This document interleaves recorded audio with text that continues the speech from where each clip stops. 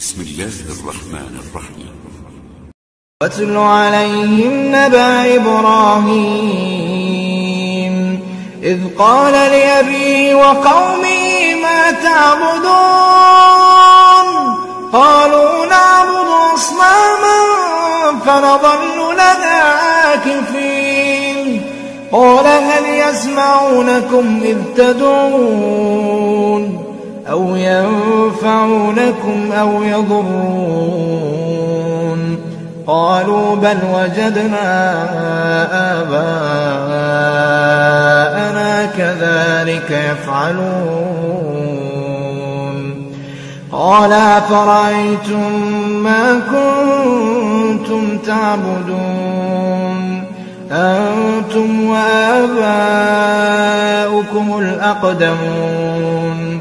فإنهم عدو لي إلا رب العالمين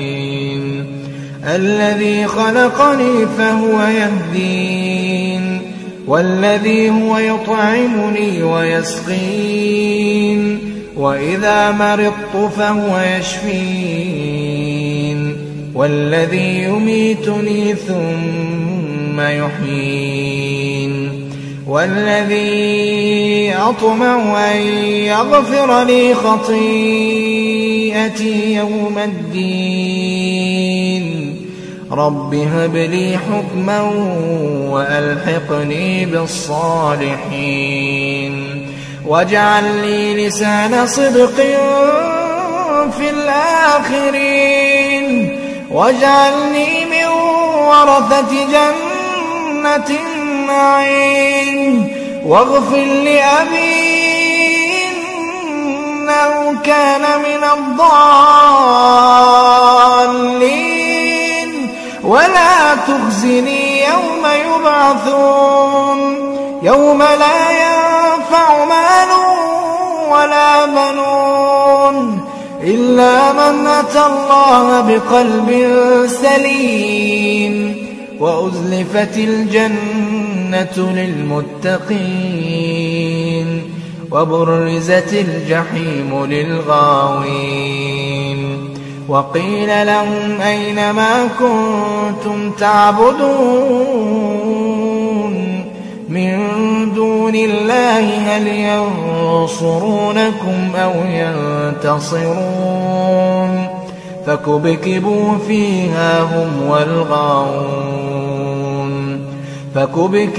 فيها هم والغاوون وجنود إبليس أجمعون قالوا وهم فيها يختصمون تالله إن كنا لفي ضلال مبين إذ نسويكم برب العالمين وما